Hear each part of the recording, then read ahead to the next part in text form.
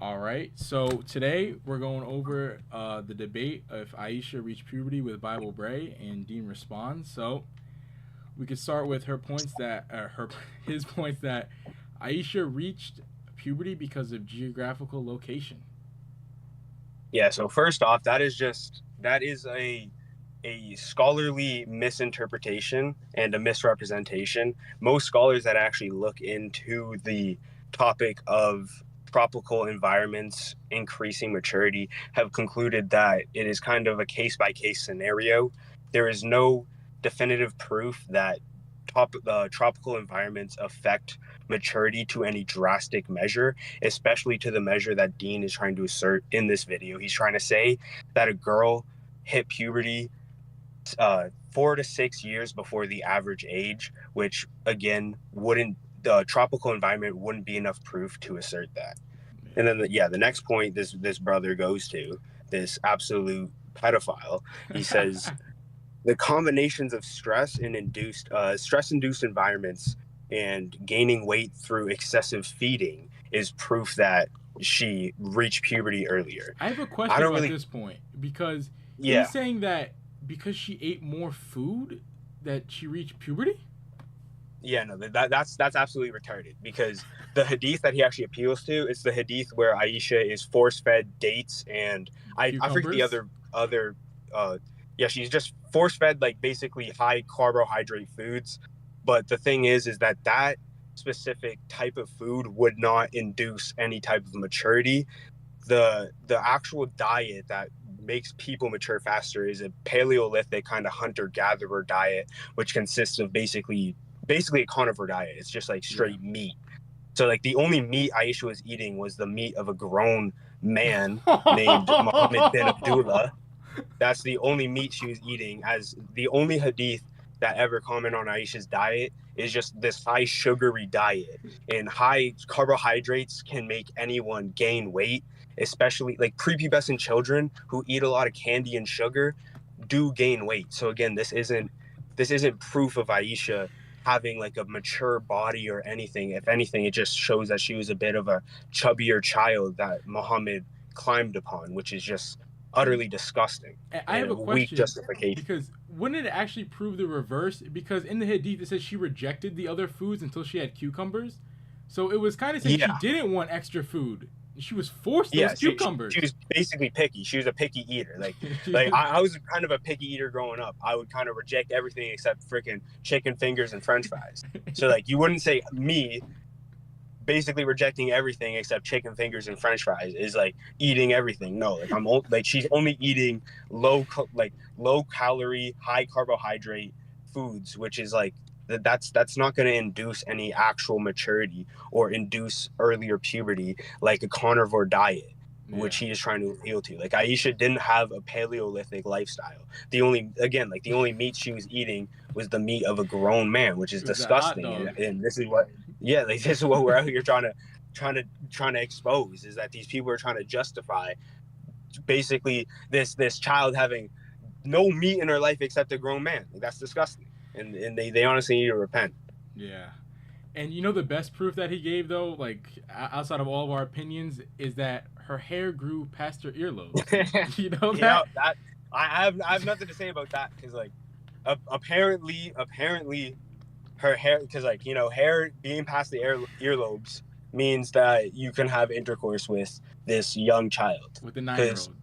like I don't even know what to say about that, because like I genuinely have no refutation. All it is that is the proof. This is the proof of maturity in Islam. According to Dean Response himself, if a girl has hair past her earlobes, you can have sexual intercourse with her, and she is now considered a woman. Got him. She doesn't even have to menstruate, because Dean conceded Aisha didn't menstruate, but she had hair past her earlobes. So that Yeah. means you can consummate a marriage with them. I could Like, get the I'm not clip. going to refute that. I'll pull up the clip right now. That she did not menstruate, but her hair was past her earlobes. 5 minutes Bible Bray. I'm gonna do 3, 2, 1 again. 3, 2, 1. Go ahead. Stop. Okay, so my first question is, do you concede that by the Islamic standards set by the schools like the Safi school, or even basically the four madhabs, that Aisha was prepubescent by the Islamic standard? Yeah, so she wasn't prepubescent, so no, but she was considered to be pre-bulugh. So there's a distinction between being. So he says pre-baluch, right? And then let's hear how he defines the word baluch. And you're describing a different form of maturity that they describe. That's kind of what I'm trying to get at here. No. So baligh wouldn't be. It wouldn't be exactly defined as puberty. No. So it would be defined as maturity, and maturity by the standards of either reaching the age of menarche or reaching the age of 15. Now, if So she wasn't 15. She didn't have menarche her first period, but her hair was past her ears, though. So there you go. Alhamdulillah for Islam. Subhanallah for Islam. There you go. Alhamdulillah. Past the ears. And then he goes again. Early Islamic scholars making mention the minimum age of monarchy was at 9, but he conceded that she didn't, so it doesn't matter. Yeah, the source he's referring to is Imam Safi, the founder of the Safi school. He says that girls in a specific area, I forget the exact area in Arabia, but a girl in the specific region of Arabia he saw them reaching monarchy at 9, but nowhere did he say that was like a general statement or an average statement. But we have actual scientific data that goes over the fact that the average age of monarchy was around 15 to 16 in the medieval period, which is when Muhammad lived. The 7th century is the medieval times. And then also other scholars like Ibn Qudamah, he says verbatim that the average age of monarchy, of puberty, of baligh is 15. Yeah. So it's like they say in general the age of monarchy is 15. So Muhammad having intercourse with a 9-year-old girl before she was mature, as Dean said, baligh is maturity. He concedes that Muhammad had sex with a girl who is immature. That's a concession. And I could pull up your slides where it says that baligh. We can get the definition, because wasn't he changing it up a little bit? Yeah, like he's appealing, because the Islamic definition, like baligh, that's the Arabic word for puberty. So the Islamic scholars, they define puberty as monarchy. So he is now changing. He's changing his religion to now say puberty is separate than baligh, when that is never really addressed in the Islamic sources. They just consistently say puberty is monarchy. That is when a girl reached puberty. Yeah. I have your definitions right here for the word baligh. It says puberty, accomplishment, which obviously not in this case, that doesn't mean that. Maturity, adulthood, ripening, and pubescence. So yeah, so like any of those. Yeah, like if Aisha is pre-puberty, pre-accomplishment, even if she's pre-accomplishment, like even if these Muslims, because like they ignore context, like there's no way baligh in this context would be accomplishment, but even if that is, that's still implying some type of immaturity, and someone who is before any accomplishments is immature. And if it's before adulthood, before all these things, that is admitting that Muhammad had intercourse with a child, even by the standard set by the Islamic scholars. They say she was pre-baligh, pre-adulthood, pre-pubescent, pre-ripening monarchy. Yeah, like pre-ripening. Like she this is before she was ripening, not before she was even riped, before she was ripening. Yeah, crazy. And then we have point 5, consummation in the pre-modern age happened after puberty according to canon Jewish law, and this wasn't based on mere age.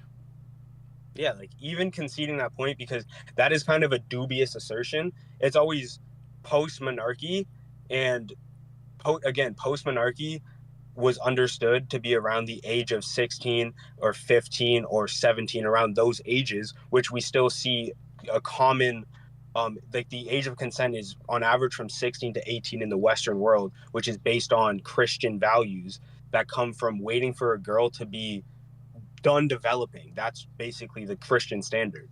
So he's saying after puberty, even if we go with his like misrepresentation that it's like Christians and Jews are just like waiting for a girl to just hit puberty, that is still miles better than what Muhammad did, because all he did was wait for a little prepubescent girl before she ever menstruated to get chubby. That's what he did. He waited until she ate McDonald's. Yeah, like he just waited till she started getting force-fed like McDonald's French fries. It's so stupid. It's actually insane, because like even by that standard that he said, like oh, consummation in the pre-modern era, it was always set at puberty, at after puberty, in it. And it's just like, brother, even if that is the case, that is condemning Muhammad. Muhammad wouldn't have been allowed to consummate his marriage if Jews, Christians, or even pagans, because we have pagan physicians from the first century, Cyrannus of Ephesus, who says you shouldn't bang girls before their hips are fully developed, which Dean concedes Aisha was not fully developed. So it's like even pagans were condemning the actions that Muhammad and the Muslims did. Yeah. And he said it was like 85%. So even if we're going with fully developed, then he would be condemned. He said, if Aisha was 85% developed because she's in her third Tanner stage of puberty, then that is still not fully developed. Like, Muhammad had sex with a girl in her third Tanner stage of puberty. There's 5 Tanner stages. She wasn't done. Yeah, she wasn't done. She's out 2 more levels. Yeah. She was level 3. She was level 3 in puberty, and Muhammad couldn't wait. Couldn't wait, bro. Insane. 3 years was enough. 3 years of fondling. I know. He's like, I'm done. I'm done. I have 8 other wives. I'm done, bro. Like this guy, bro. Yeah. Freaking Muhammad bin Abdullah, bro. Crazy guy. And then we have no one condemned the marriage of the Prophet until 1905. So it's either they all had no problem with prepubescent consummation, or they believed Aisha was pubescent. Like, this is just retarded. That is a false dilemma mixed in with like an appeal to ignorance. He's basically asserting that because no one had access to these Arabic hadith, because like it took hundreds of years for the Quran to be translated into English or Latin or any other language that people that weren't moon worshippers and black cube kissers spoke. Like, it took generations for that to be translated into language that actual people that didn't groom children spoke and read. So like, why would they have access to even the hadith? Like the hadith that I'm pretty sure only been translated into English up until like the 60s, like that were actually widespread and easily accessible to a non-Muslim crowd. And then secondly, he said he gives the false dilemma that because they didn't condemn it, that means that they either believed her to be pubescent or they had no issue with prepubescent marriage. We know that they didn't have they had an issue with prepubescent marriage due to the fact that the common practices of the eras, the different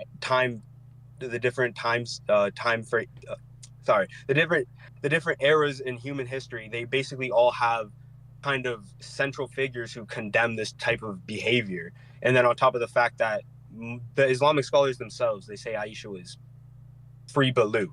Yeah. So it's like, this is just like a false dilemma. It's like they just didn't have access to this information that Christians and non-Muslims, ex-Muslims that we all have today. Like, we can easily just go on any Islamic site and see what the heck you freebos are saying. Yeah. Like what you guys are trying to justify. I want to add too, though, is that if we can prove now that it was wrong, the Quran says Muhammad is the excellent example for everybody. So if now we can prove it's wrong, if now we have the science and the people with the right morality to prove, hey, this is wrong, then it's still wrong just because it was okay back then. It doesn't really get far. Because like, you can't do that same thing with Jesus. Like, this modern, like, Jesus didn't do anything that would then come out later due to like modern innovation with science or like literacy or any other progression in human history, that now Jesus now did this immoral, irreprehensible thing. Like, that's only with Prophet Salawali guy, like this goofball. Nothing like, Jesus did would have me in a high security prison for texting little girls. I know, honestly, like if you lived exactly how Jesus did today in 2024, you wouldn't be going to prison. If you lived like Muhammad, you would actually probably be like #1 on the FBI. You're most wanted, bro. You're done, bro. Like, you're cooked. Like, you're actually cooked if you behave like this deplorable human. And like, if you can't behave like this guy, like why should I trust this guy with my salvation? Like, why should I believe in what this guy said about the future if he in the future couldn't even, like, he wouldn't even be acting right if he was in the future? Like, this guy is clearly deplorable. Yeah. And we have his last point in his intro that Aisha could have been older than 9, increasing the likelihood she would have hit puberty. Yeah, this is just like stupid. Like, Yeah. this is just like this is just a self-proclaimed Salafi being a fake Salafi. Like this is like Yeah. an Orthodox Christian saying, "Oh, the ecumenical councils are capped." Like that's exactly what it's like. That like you're saying you're Salafi scholars. Like you're supposed to be a Salafi. Salafi means a follower of the Salaf. The Salaf have all agreed unanimously that Aisha was a 9-year-old girl. So it's just like screw the Yeah. Salaf then. Like Yeah. I guess they're just wrong. Like And even in Islam QA, the guy quotes a hadith saying that the Ummah can't agree on misguidance. You cannot. You going Aisha older than 9 is crazy work because it says they cannot agree on misguidance. like it's mental gymnastics getting Aisha at any age besides 9 because it's like you have to deny the very sources you're appealing to prove that she wasn't 9. Like it's just like it's what they do with the Bible. So it's like I'm not surprised. It's just what they do. Like this is just simply what Muslims do. So yeah. And then last we can hit the growth before monarchy point. That was his last point, I think. yeah, that's a point I actually wanted to address because like it's actually disgusting. Like it's actually disgusting. Yeah, let me grab It's really deplorable. All right. It's an exceptional case. Now, you're actually wrong. So I pulled up the Tanner stages before. So a girl can have a decent amount of breast growth, pelvis growth, around 80 to 85% pelvis growth. Breasts develop to a great extent, and all these, and a growth spurt of about 96% of their adulthood height would be reached by the time they reach menarche. So if a girl's reached 90 to 95% of her adulthood height pre-menarche, that's still a lot of growth, man. So wait, I'm kind of confused by what he just said right there, because didn't he just say that they get to 90% after menarche, but then he just said she was before? No, he said before menarche you get to like 90% of your adult height. But it's like that's total. Like it's literally like talking about from the time they were a baby to the time they're like 18, 90% is done before menarche. But that is completely reasonable because most like even boys, the growth, most of your actual height comes from because like you're a baby, you're like 1 foot tall, then you go to 4 feet tall, and then 4 feet tall is a lot closer to like 5'8" than it is to 1 foot tall. Yeah. So it's like, of course, the majority of your growth comes from the time that you're a baby to before puberty, but that's not sexual development. That is what Dean is misrepresenting, because 90% of the growth is just like your base growth.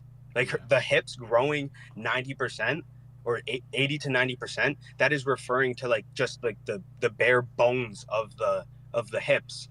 But then after menarche, that is when the birth canal, the different actual like parts that is required for like a safe sexual experience and a safe childbearing experience comes from that 10 to 20% that Dean is just saying they've grown quite a bit, a fair amount. It's a fair amount. It's crazy because the menarche and puberty process is actually getting you ready for sexual intercourse. So by going before that, that's where the dangerous part comes in. That's when girls get hurt. Exactly. Yeah, that's when, and you can, like, the studies attest to that. The studies show that before a girl is fully developed, like actually legitimately, that 10 to 20% that Dean is talking about is critical. It's crucial. It's the part that costs lives. Like it's the part that can determine if a girl lives or dies in childbirth. And Dean doesn't care. He just goes with the numbers, because if he says Aisha, because it's kind of like, I don't even know what kind of fallacy this is, but it's like an appeal to like imagination. If you say Aisha was 90% of a grown woman, you imagine something different than saying Aisha didn't have the crucial development to bear a child safely. Because that 90%, Aisha would still look like a child. She wouldn't have like the figure of a woman, because that figure of a woman comes from that last 10 to 20%, which is the actual sexual development of the sexual organs. So it's absolutely disgusting what Dean is doing here. It's some sort of like fallacy with the bigger number. It's like, oh, well, it's 80%, and then the 20% is left, but the 20% is actually what gets you ready for that. It's the most important. Like 20% is it's like in this debate that we're talking about, is it okay? Like, did Muhammad do something? Like, did Muhammad bang a little girl? Did Muhammad bang a girl who wasn't ready to be banged? That 20% is the part that determines if they're ready to be banged or not. Yeah. So Like, it's Him actually going to that deplorable. is just nasty pedophile work. I mean, that's just crazy. Yeah, because like it's honestly it's disgusting because like the same scientific method that is used to determine like the different Tanner stages and everything is the exact same scientific method that determines that the last 10 to 20% of hip development is the most important in terms of bearing a child. Like it makes no sense to appeal to the Tanner stages to say Aisha was this far in the Tanner stages, Tanner stage 3. That's where Aisha was. If you look at the same studies, it shows that anything before Tanner stage 5 is harmful, is dangerous, is like deadly. So it's like Muhammad did this with a girl in Tanner stage 3 by their own concession. Like that's apparently a alhamdulillah moment. Like, I don't understand. Got him, bro. 3 is ready Like to it's go. clearly like it's literally just cherry picking. It's cherry picking sources, cherry picking science to it's the same thing they do with the Bible. So I don't know why I'm surprised. They do it with science. They do it with the Bible. They cherry pick anything that supports And Islam. their own Throws religion. everything out. Yeah, it's just cherry picking. It's honestly deplorable. Like this dirty bastard is actually asserting that it's okay that Muhammad banged a 9-year-old girl before her first period because she would have had some quite a bit of development, mate. Like that's quite a bit, like 70 or 90% of hip development. But despite Aisha, because like even taken like. He's saying that this girl before, who was 5 to 6 years away from monarchy, according to the Islamic scholars, they say she hit monarchy at ages of 14 to 16. So she's quite a few years off, and he's trying to say that she was 9. Like that isn't the case because even the sources he's appealing to, it's about girls who are approaching monarchy. Aisha wasn't even approaching monarchy; she was years off. This That's dirty sick. bastard. Man. That's what Islam does to your brain. 80% is good enough, bro. All right, so my camera froze, but I think we proved sufficiently that Dean Responds is a pedophile. I mean, yeah, like he's clearly a child marriage, a child pet, like a pedophilia defender. He defends child marriage. He loves the fact that his prophet. He's unashamed of the fact that his prophet had sex with a girl who was before monarchy and a child by the standards that he brought up, the Tanner stages, and the standards of his Safi school that he brought up. The Safi say that Aisha was pre-Balai. The Tanner stages say she was in Tanner stage 3, which is an adolescent, or at most an adolescent, at bare minimum a child. So it's just like this guy just out here taking W's by admitting that his prophet is by definition a pedophile. There you go. That W. Subhanallah. Got him. Yep, subhanallah, man. Sub on the lawn and Alu snack bar, man. A lot at the snack bar. Don't forget Muhammad sallallahu alaihi wasallam.